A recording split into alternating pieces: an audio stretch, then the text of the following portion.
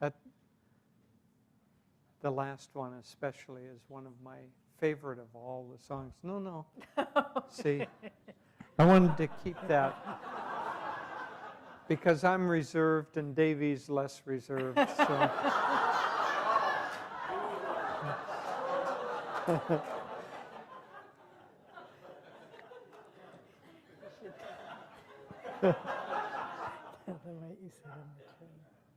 Oh.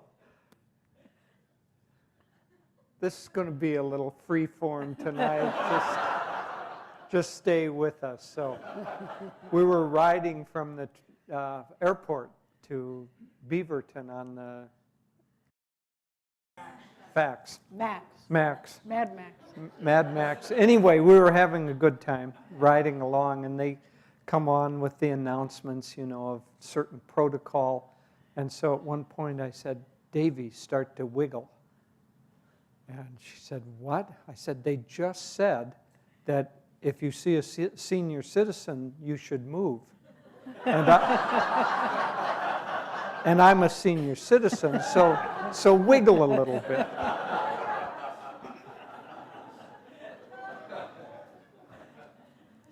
I don't know where to go from there. I think I'm done. Thank you. Yeah, reserved. So we're going to maybe speak a little bit and then mainly have a chance for you all to ask questions. And we'll see what we can do and where to go from there. I'll speak just briefly. I had a very interesting meditation yesterday morning, or the morning before that, one of those two. And I was thinking about a question that recurs often in the spiritual path. It's partly having to do with willpower, partly having to do with the spiritual evolution, but probably all of you who have been with the path for any length of time have heard one of the ministers, Swami or Master too, speak about the fact that we come from a state of pure consciousness. So we come from a state of consciousness in God, and everything in creation is an extension of that. In fact, Lahiri Mahashaya talked about how God could be defined as completely still prana, so just consciousness. And then he takes a small portion of that still prana not being just energy. We think of it as being kind of mindless energy, but think of it as being energy plus consciousness plus the consciousness of God. So that prana, he takes a little bit. In fact, Lahiri said 1%, and he puts that 1% of stillness into vibration, and that vibration creates the outer universe. And so we are an extension of the stillness of God, and the qualities of God, according to the scriptures of India, are Satchidananda. What that means is existence, consciousness, and bliss. And so when God, think of it as that still state contains those three aspects: existence, consciousness, and bliss. And then when God creates an outer universe, he creates it with those three vibrations. Only now that still state is now reverberating. We can call that Om, which is the sound associated with the duality, the vibrational duality. I don't want to go into make it too esoteric, but think of those three states: existence, consciousness, and bliss. And as that's put into an outer flow, an outer direction, the scientists might say the Big Bang. There's something that starts, and now as far as the scientists can tell, the universe, the physical universe, is still expanding outward. And the scientists have all the mathematics worked out after the beginning. But at the beginning of the beginning, their theories or mathematics say that that's supposed to be a singularity. So everything that exists in the universe is at not just a point like a period on a typewritten page, but infinitesimally small as a singularity. And then the universe, after the Big Bang, begins to expand and is still expanding.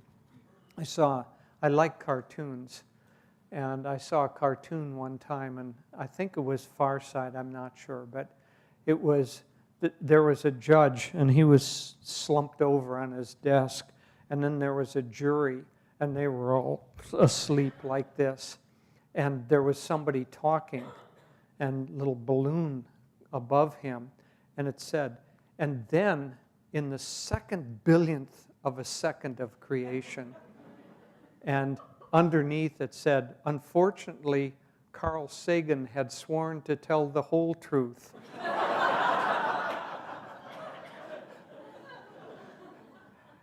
At any rate, we can't tease the scientists too much because they're among us, and I'm one of them. So these qualities go outward, and all of us contain within us as the driving force the desire to get back to our original state of stillness in contact with God. In deep meditation, that's found by getting the mind completely still, as Swami's song says, still your mind if you want to pray. Getting the emotions or feelings completely still your heart if you want to pray. And so as we approach that still state, the restlessness that keeps us going outward becomes calm enough so that we can see who we really are. And that's self-realization. So that's the state that we're after. But until that, we're still driven by those three qualities: existence, consciousness, and bliss. But it's pushed outward, and therefore it seems to be outside of ourselves. And so for existence, every living being has, one could say, like a fear of death, a tremendous life force push to maintain its life. And everything, even down to a cellular level, everything that's alive wants to stay alive. But staying alive on the physical plane is impossible, because every cell dies, every animal dies, every human dies. But we don't die, the form dies. But as long as we're identified with our form, then we have this tremendous desire to maintain existence in that form, and the fear of death, which seems to end our existence. One time we attended a lecture by Daniel Brinkley. He was struck by lightning and wrote a book about that experience. And at this time, he was working, trying to raise the national consciousness about kind of for people to go into hospice or for them not to fight. And he quoted the fact, and this was 20 years ago at least, that the average American spends $100,000 at the end of life to maintain their life on average for 30 more days. And he was on a national campaign to try to, some people spend their fortunes, others pay it in little bits by insurance premiums their whole life, but that tremendous fear of non-existence, whereas we can't be non-existent because God is ever existent, Sat. Sat is existence. It's there and it will never not be there. But as long as we try to continue that outward, it just doesn't work. Master said that we're all motivated by one motivation, everyone in the world. It's the desire to find happiness and avoid pain. And so that desire for happiness plays in also to the other two qualities, which are chit, consciousness, and ananda, bliss. And so when you think about consciousness, as that comes, we are conscious beings. Everything in the universe is conscious, including what we think of as inanimate matter. But one could almost define the spiritual path as the increasing awareness and increasing self-awareness. That's what Swami says in the festival that we repeat over and over every Sunday. The stars and moons and planets give rise to life, and life gives rise to awareness and self-awareness until we realize our blissful nature. O children of light, forsake the darkness at the end of that passage. So this consciousness is constantly looking for the light, but as long as we look outside of ourselves, we don't find it. It's like having some sort of an itch that's in the middle of your esophagus and trying to scratch your arm to get rid of it. You're outside of where that real itch is. And so with consciousness, wherever we put our energy, we tend to drill down in that area. Musicians, if they get engaged, they get more and more. I mean, the world of music is enormous. The world of mathematics is enormous. Every world is enormous. I have a niece who is quite proud of the fact that she is a regional champion for Disney trivia. They have contests, so she probably has spent tens of hundreds of hours studying what did Cinderella wear when she had her finger pricked, and what was the color of her sash, or I don't know what questions they ask. I would not win the regional contest on Disney trivia. But wherever consciousness is, we begin to drill down, and we put enormous energy because behind us is the power of the universe, kind of trying to flow through whatever we're doing and wherever we are. And it's a good quality, it's a necessary quality, but as long as it's outward, it will only take us so far.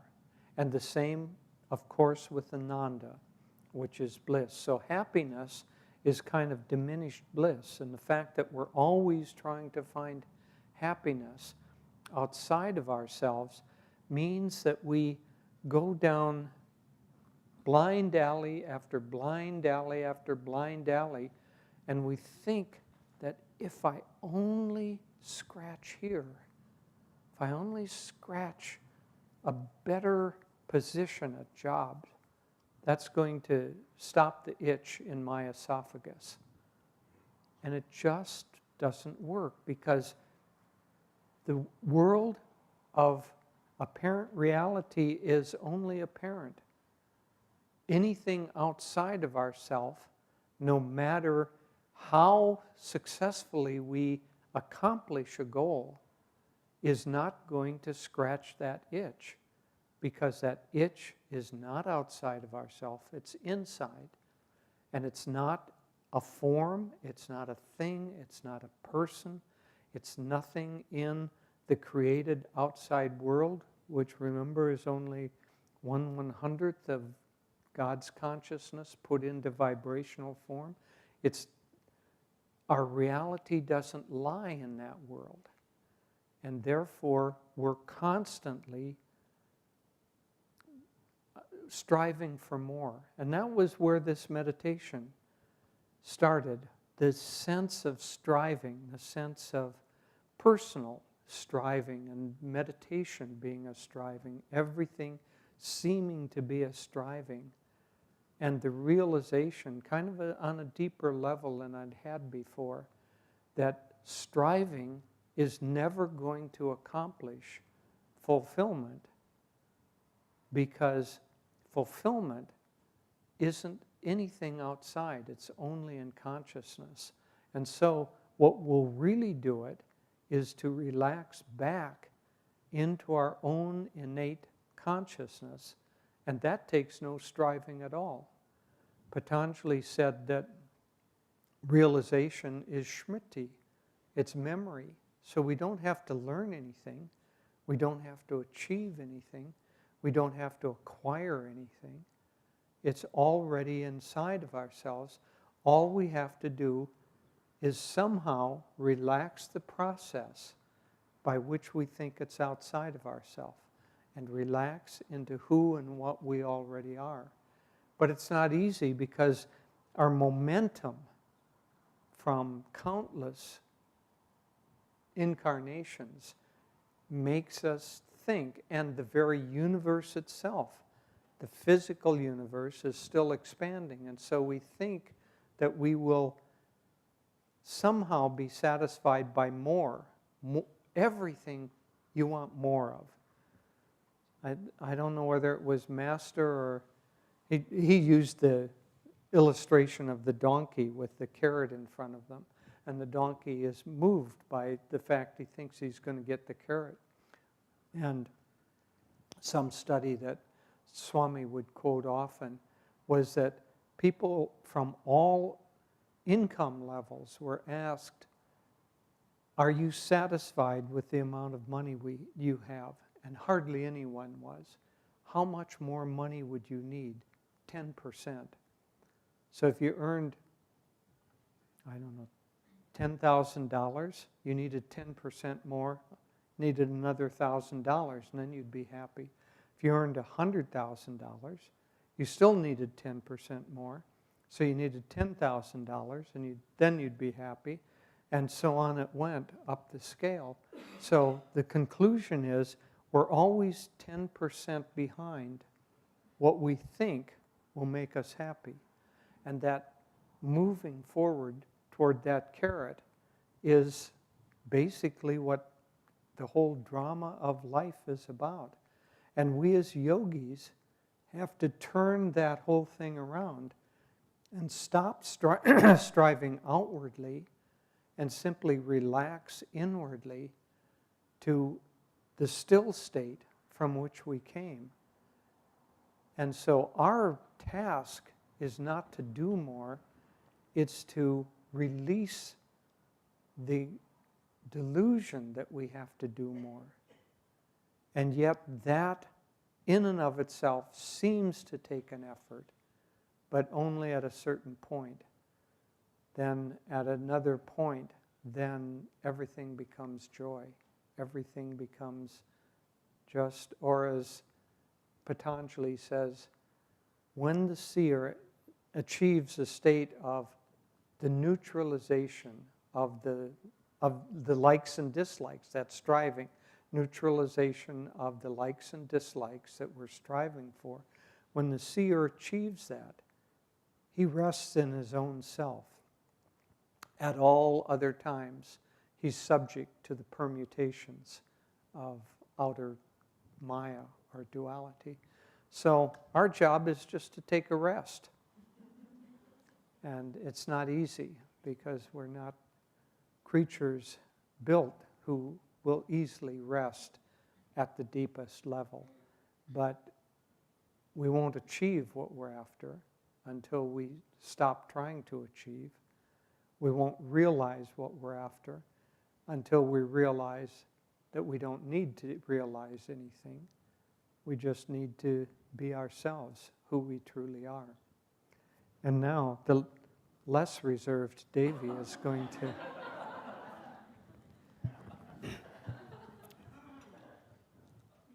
If you only knew what I go through.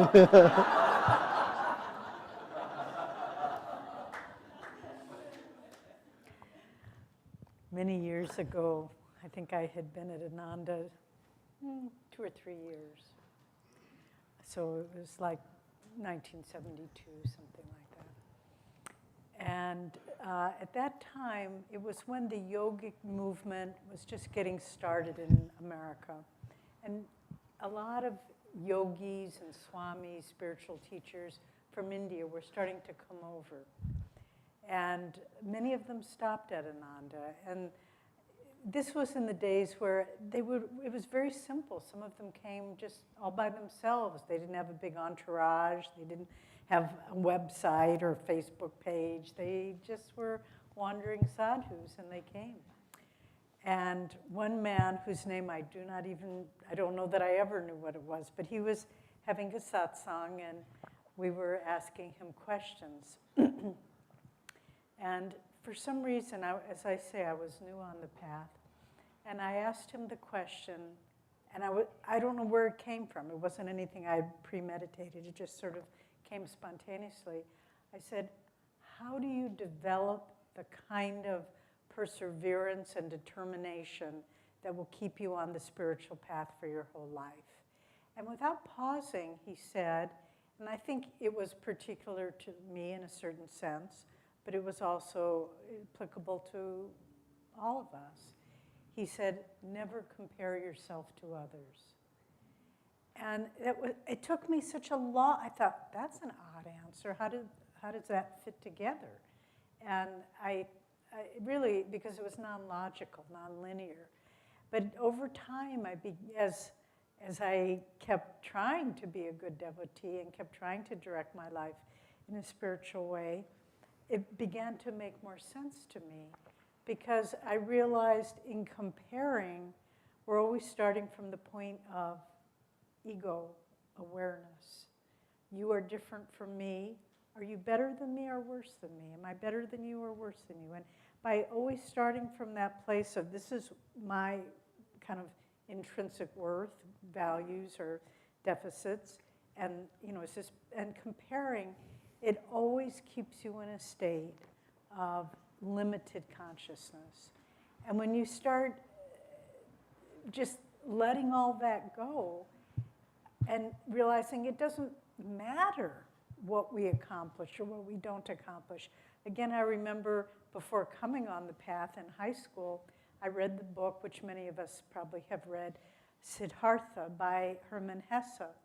And I remember it's a version of the life of Gautama Buddha. And starting off when he's a prince, and then he leaves all that and achieves enlightenment. And is recognized as a great saint. And then according to this book, and I think it's, taking literary license, I don't think it's true. But at the end of his life, the Buddha just goes and trades places with a ferryman and spends the rest of his life just paddling a ferry boat across the river. And when I read that in high school, I remember thinking, what a letdown, what a come down. He was a great saint, now he's a ferryman? I mean, that's not accomplishing anything with your life. But again, that's comparing. And we're so trained, even in the way we're educated of, competitive grades and so forth. Those of you who had the great fortune to be homeschooled avoided that whole trauma. But this thought of just not comparing, self-forgetting, self-acceptance, it's such a freeing thought. And it's really an acquired perception. It's not the way we normally think. But the more I try to live that way, the more I just feel, one, both an incredible freedom, and two, a deep appreciation of everybody. If you're not competing with them, you can pull back or comparing, you can pull back and say, how wonderful they are. Oh my gosh, look what they're doing. And it doesn't have to be in terms of you. It just is. And you can just appreciate it so much.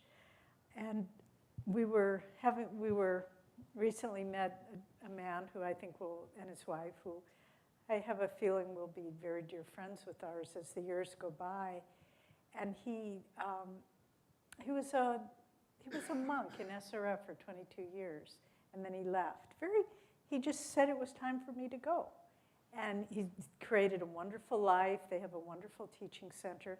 And so we were talking with them, and we said, how did you hear about Master? He came as a young man after Master had passed, came in the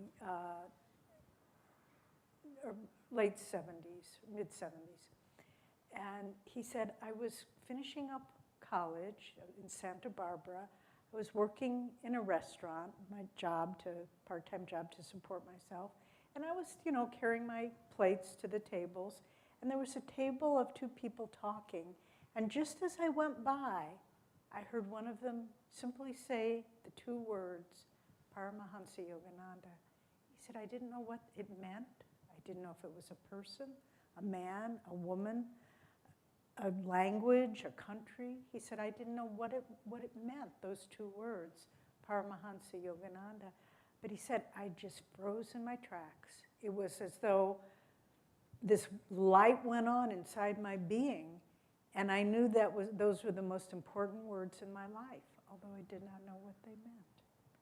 And then he went on to find autobiography and started going to Lake Shrine, met the wonderful monk there, Brother Turyananda, who subsequently passed on, and then went on to become a monk, and then left it and has been teaching on his own now for a number of years. Just a wonderful soul, wonderful soul. But I just thought, the only thing that really has value in our life is not what the world sees, but it's those moments when we realize that our connection with God is the only thing that's important. Our hearing the Guru's name, even though we don't recognize it, is the only thing that gives our life value. And the more we can remember that, and remember it again and again, and not compare ourselves, well, she really remembers it all the time, or look how good he meditates. Forget that. The path to God is not a competitive sport. We all walk it. Recently we had a nice satsang conference with meditation group leaders, Ananda meditation group leaders from all over North America. And one woman said a very beautiful thing. She was a meditation group leader from Marin, California. And they were talking about how in these small groups, devotees come and devotees go, and it's hard to keep a group together. And she said, I have a book. And she's been doing the group for over 10 years. She said, in the book, I keep all the names of the people who used to come, who don't come anymore. And I keep all the names of the people that are coming.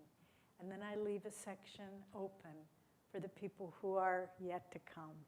And I pray for all of those, the ones I never see anymore, the ones that are currently with us, and the ones that are yet to come.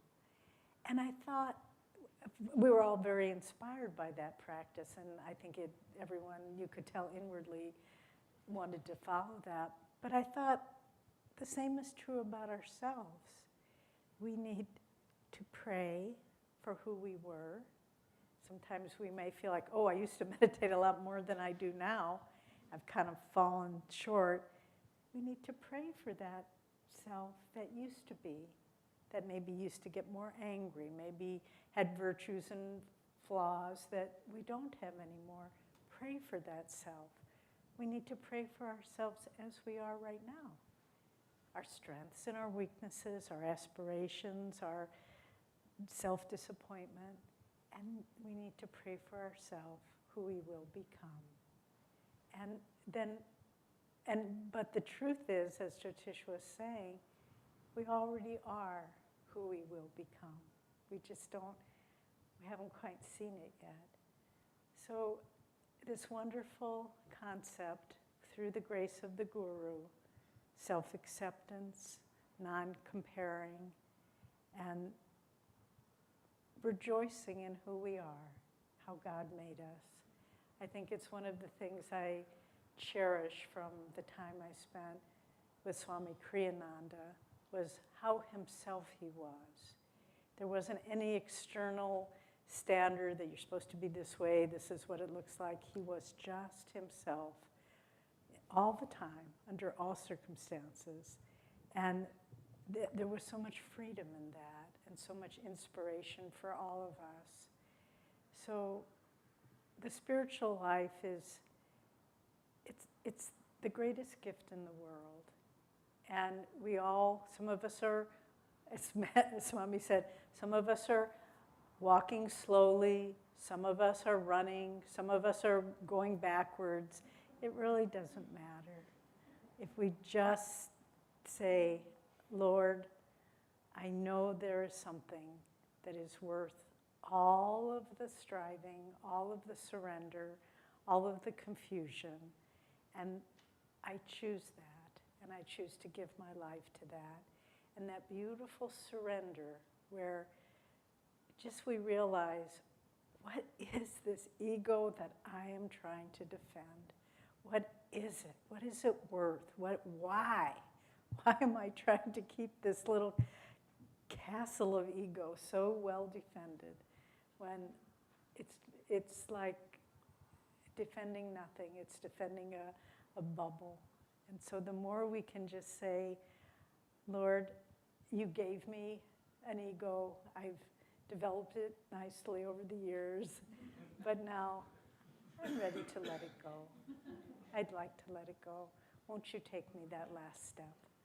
And that's where just hearing the Guru's voice, Paramahansa Yogananda, knowing that he's ours. And that's his gift to us, just to say, my children, I have come to bring you home. I accept you just as you are. No judgment, no criticism. But I see your heart and I see what you want and I know how you can find it. Won't you come?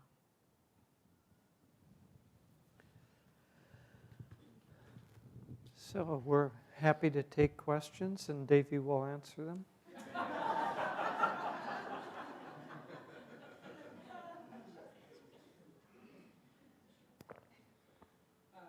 First of all, Jyotish, I just want to say that your talk was, to me, it feels like I'm involved in maybe the most worthwhile project of my life, writing about great saints.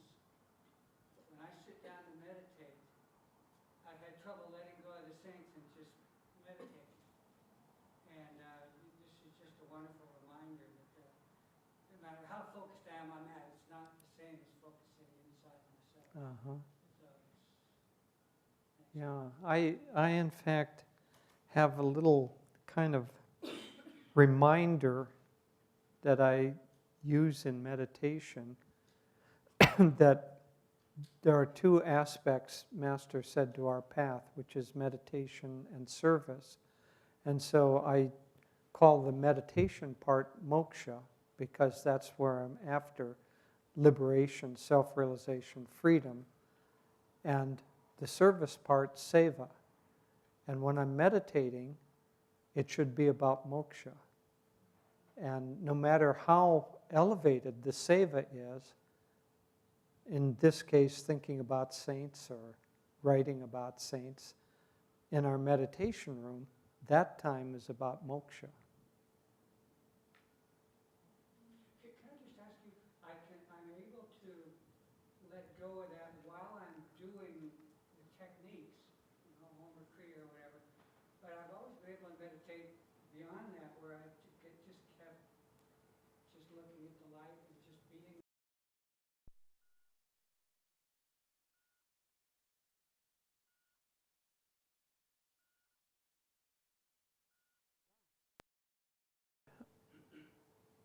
I try at that point to rest in, it's not quite intensity, it's purity, to rest in my consciousness being as purely focused in light or at the spiritual eye as I can. And if there's kind of a wavering from that, then it's a little subtle, but then I try to remind myself that the reason I'm trying to focus there is because that's the exit door, and I'm trying to get out of the door. I used a line, we gave a class for new members at the community on Monday, and I used a line that kind of bemused me, that if you're in a prison wanting to get out, what is the most important point in that prison? It's the exit door. And this is the exit door. So we're in prison, we're in kind of a house arrest, only it's planet arrest. And we're trying to get out, and this is the exit point. And so trying to keep my consciousness there is almost like trying to get that door to open. Now, I know from the spiritual teachings that the door is already open, but trying to go through it. And in fact, what it is the spiritual eye, is the reflection of the Sushumna. And so I'm trying to get the prana to rise in the Sushumna, but the point there is to kind of focus. So I try at that point to try to get my consciousness as still as possible and as purely focused on that without tension as I can. And then when it wavers, I try to bring it back to that. Devi's turn. I agree. Well, this may be not true, but it kind of reminds me of dying.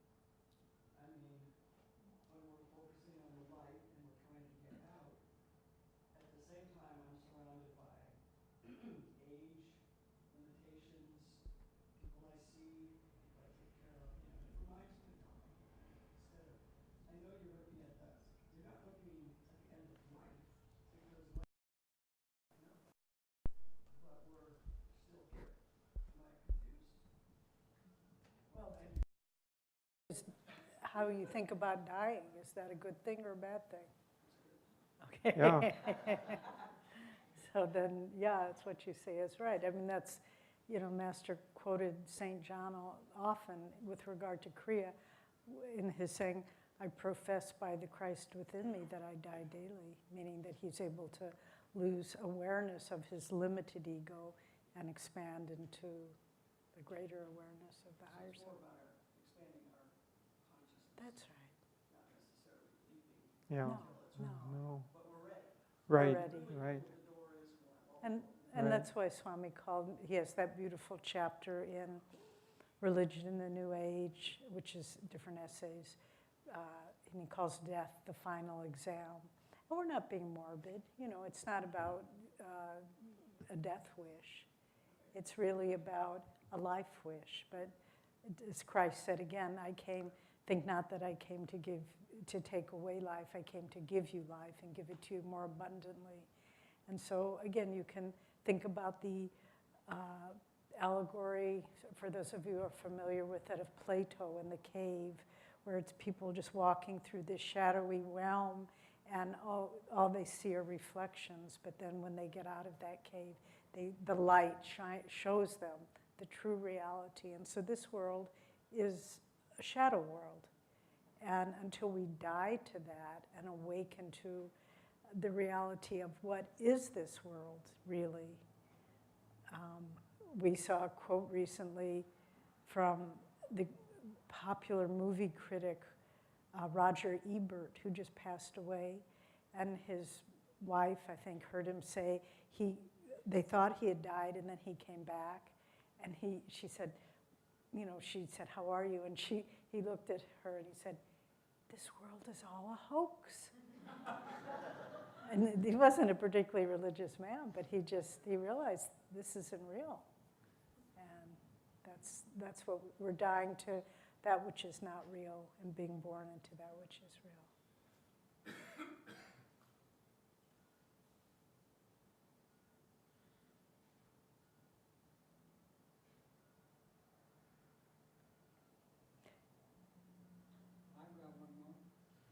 Sure. I loved the class last year, the leadership class, and this meditation class recently.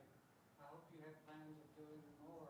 Absolutely. I wish you guys didn't have your class on Wednesday night, which is our dinner night. Oh. Well, you can watch them later. You know, they're all Yeah, posted they're all later. posted. Oh, Yeah.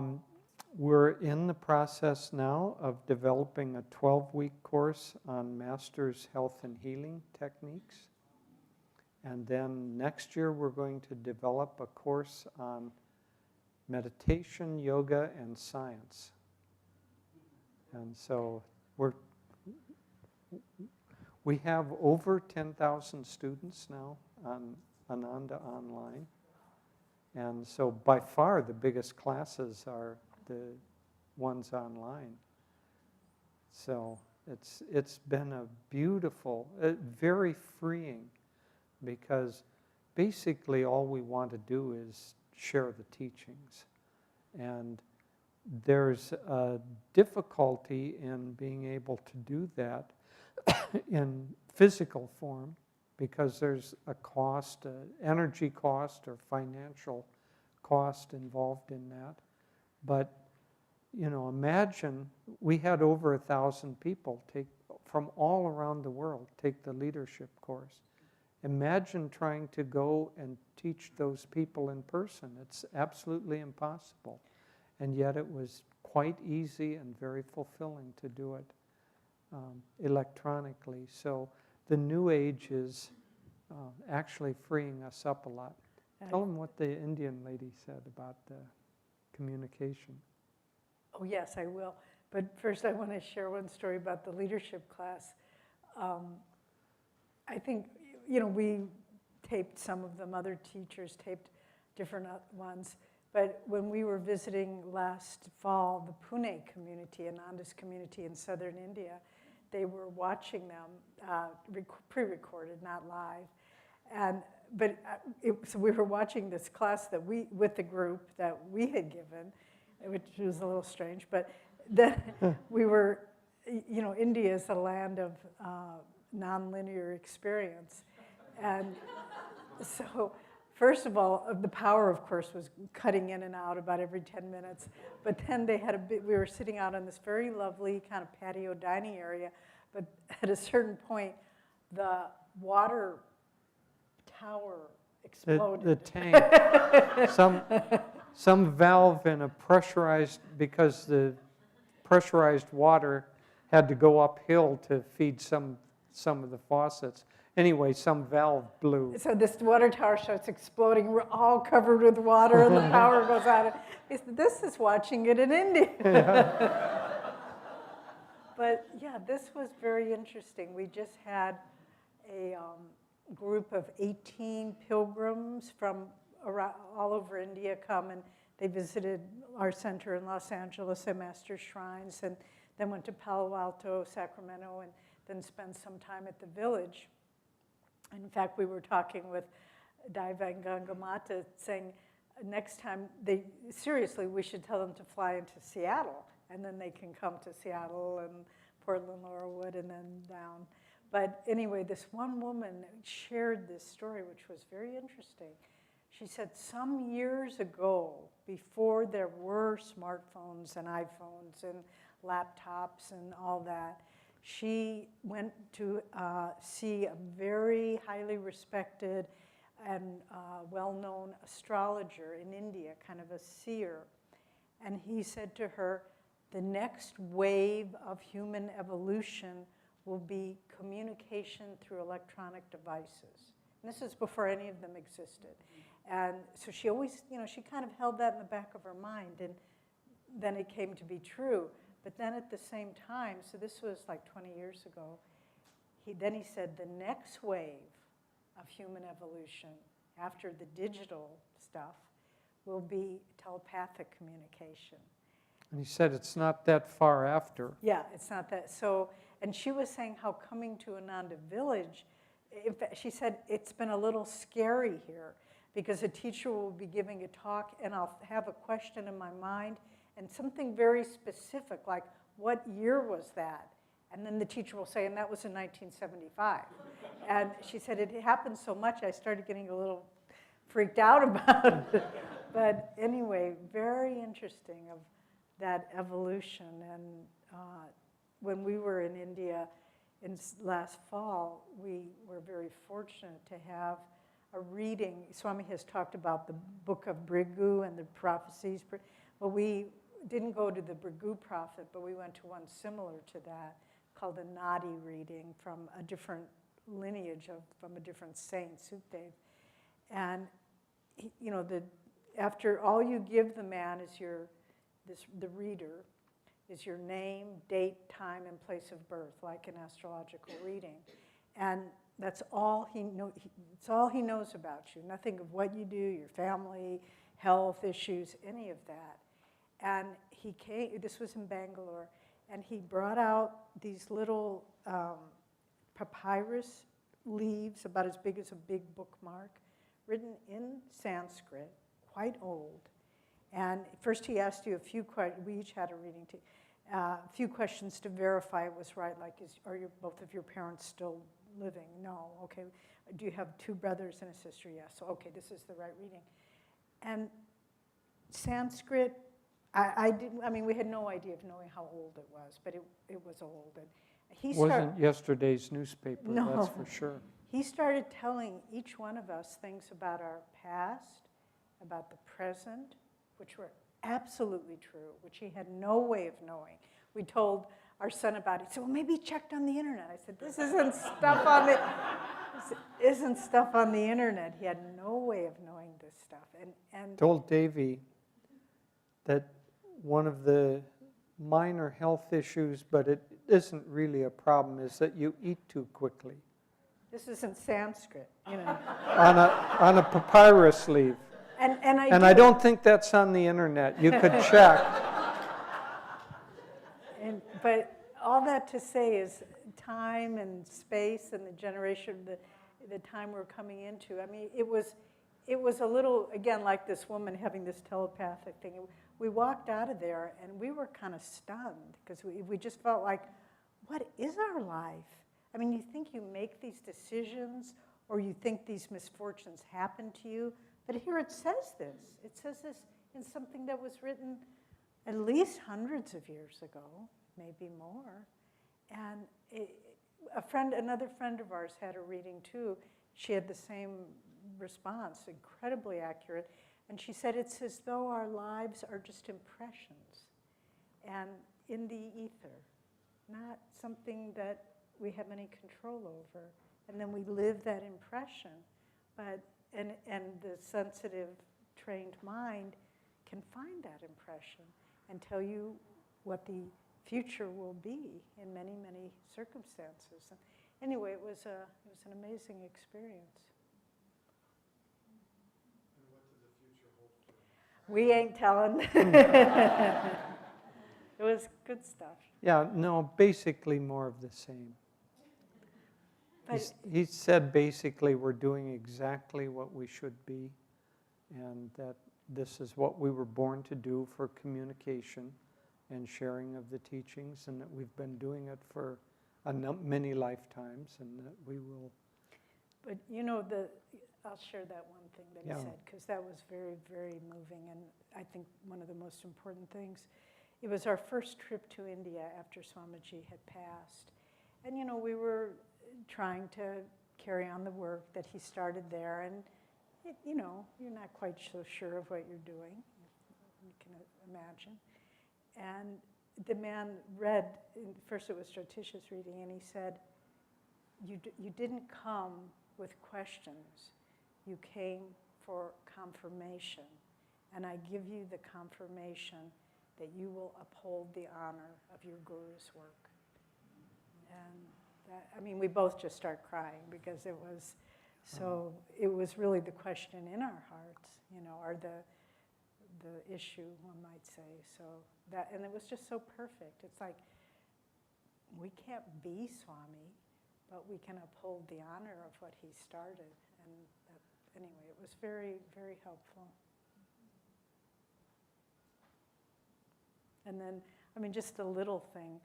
I've always loved ancient Egypt and reading about it and the discovery of King Tut's tomb. And I've read everything that's been written about it. And every time an exhibit comes to America of ancient, of King Tut's artifacts, whether it's in San Francisco or Los Angeles, we go and we look at it.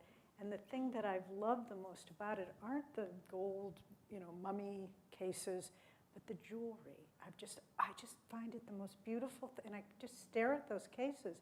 And so this papyrus leaf says, you had a life in ancient Egypt and you were a jeweler.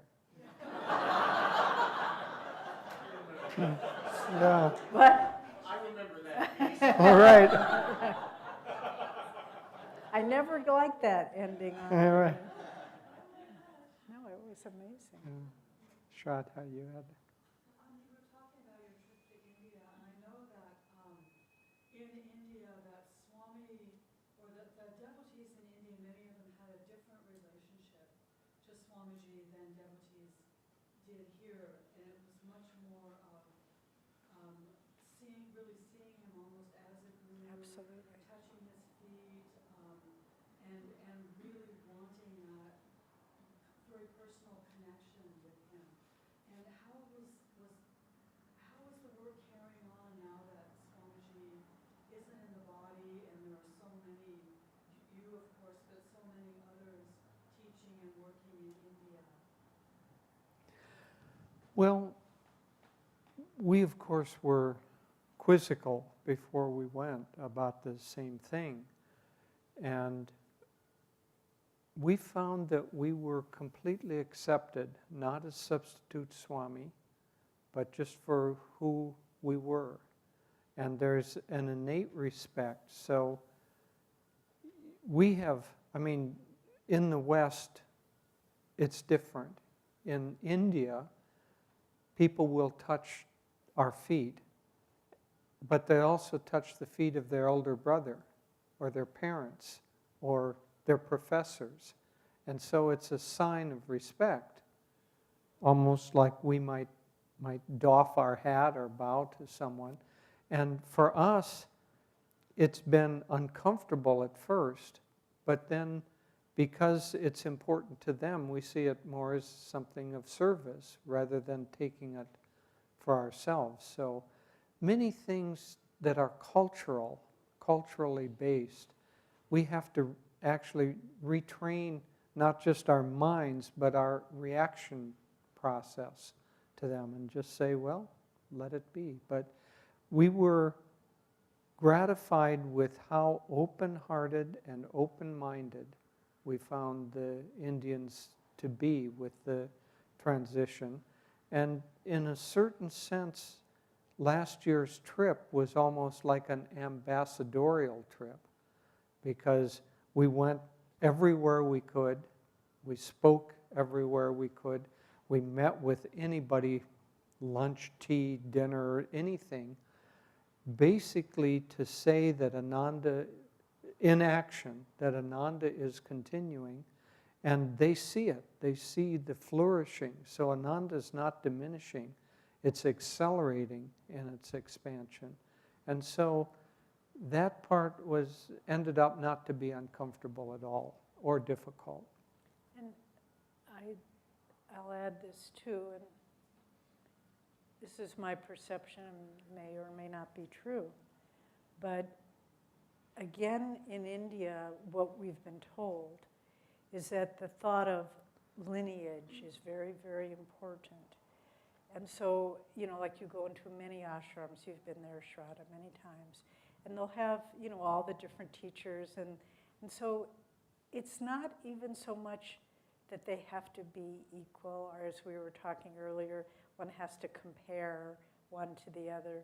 But what seems to be important is a sense of continuity. And so that's why they kept telling us, and they kept introducing Jyotish as such, that Swamiji named him as his spiritual successor. That was very important to them. And then they feel, the work is carrying on. And so that's more than kind of probing about what is our state of consciousness. In fact, someone from India just emailed us, somebody we didn't know, it was just from our blog, Touch of Light, and he said, can you please tell me, have you and Jyotishji experienced samadhi? And I wrote back and I said, I'm sorry to say that we haven't, but perhaps in the future, by the grace of God, we will. And then, sort of like the story Swami tells in The New Path with Master and Devi Mukherjee, where, so this man writes back and he says, it's only your humility. Yeah. that allows you to admit that. So anyway, you can't really win. And he said, I have met many who claim to have experienced samadhi but speak only of trivial nonsense. So anyway, that's sort of, I think, what I just disconnected that.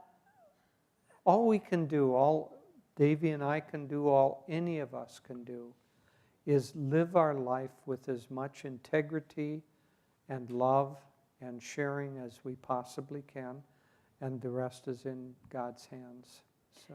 And I think you all may know, some of you probably don't, so we'll share it, the wonderful story that Jaya, I think you know Jaya and Sadhana Devi, he's actually one of the co-directors of Ananda India with Dhyana. And he was giving a discourse in India.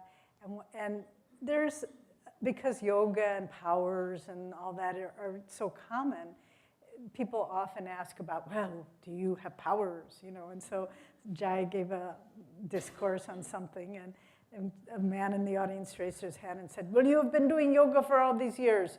Do you have powers? And Jaya is a very humble, totally honest fellow. And he looked down and he said, no, I can't say I have any powers. And then he paused and said, you know, I have one power that I've developed. I have the power to choose or not to be happy. And then he added, I don't always use that power, but I do have that power. So that's a nice kind of power to develop.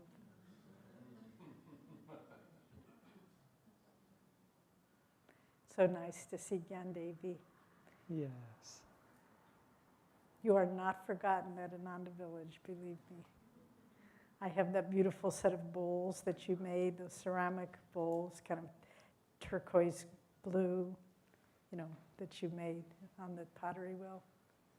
We were just talking that it would be very nice to do videos of some of the residences of Ananda House, both to record their history and for them to share what they're going through now. What